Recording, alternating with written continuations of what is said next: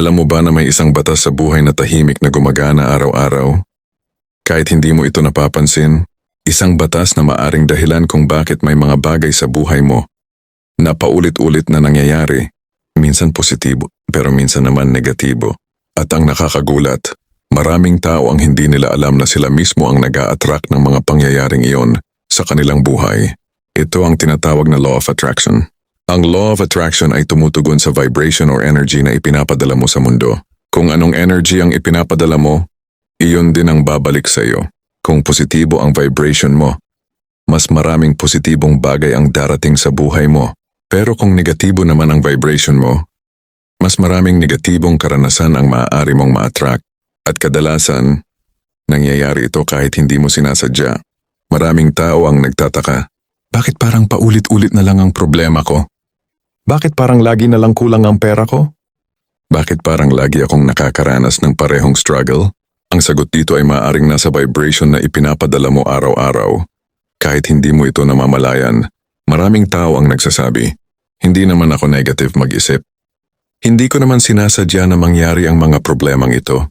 Pero kahit hindi mo sinasadya, ang Law of Attraction ay tumutugon pa rin sa energy na inilalabas mo.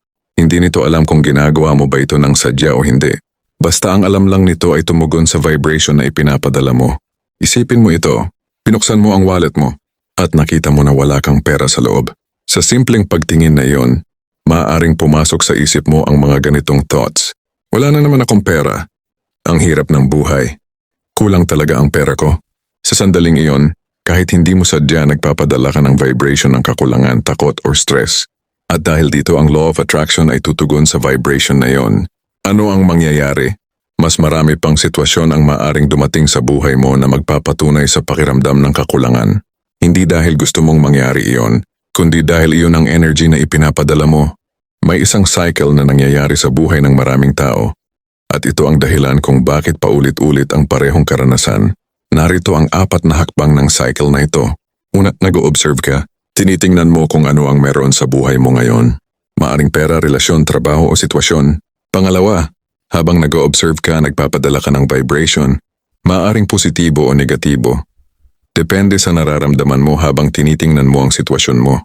Pangatlo, tumutugon ang Law of Attraction sa vibration na iyon. Hindi ito nagja-judge, hindi ito pumipili, tumutugon lang ito.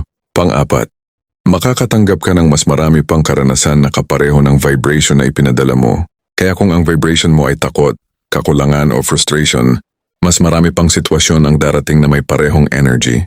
Pero kung ang vibration mo ay pasasalamat, pananampalataya at positivity, mas maraming blessings at opportunities ang maaaring dumating sa buhay mo. Ang totoo, hindi lang ang ginagawa natin ang mahalaga, ang nararamdaman natin at ang energy na ipinapadala natin ang may malaking epekto sa ating buhay. Kaya kung gusto mong magbago ang mga nangyayari sa buhay mo, kailangan mo ring baguhin ang vibration na ipinapadala mo araw-araw. Sa halip na mag-focus sa kakulangan, mag-focus ka sa kung ano ang mayroon ka na ngayon. Sa halip na mag-alala sa problema, mag-focus ka sa mga posibilidad at solusyon. At sa halip na matakot sa hinaharap, magkaroon ka ng pananampalataya at positibong pag-iisip. Tandaan mo ito, ang buhay mo ay hindi lang basta nangyayari. Sa maraming pagkakataon, ikaw mismo ang nagsiset ng direction nito sa pamamagitan ng iyong thoughts, emotions at vibration. Kapag binago mo ang energy na ipinapadala mo, unti-unti ring magbabago ang mga bagay na dumarating sa buhay mo.